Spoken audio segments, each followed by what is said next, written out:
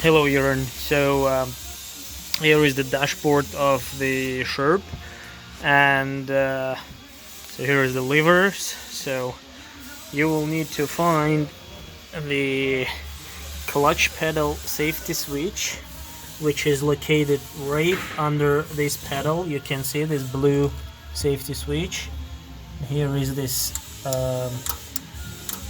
the stick of the switch, which is probably gives you a problem.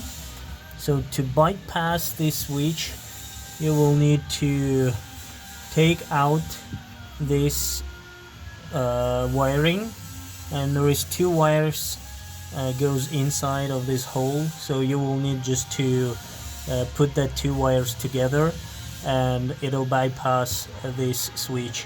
And then try to start your Sherp. If it works fine, then I'll send you new switch, and you will need just to replace it for the new one.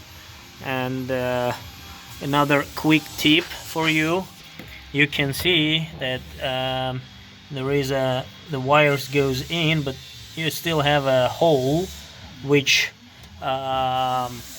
might be a problem if there is any moisture goes inside of that switch. So you can get that type of an issue. So I would recommend you, after installation of that switch, I would recommend you to put inside of this rubber hole kind of silicone, so it'll prevent you from the getting of the moisture inside. So yeah, that's pretty it. If you have any questions, just let me know. Thank you. Bye.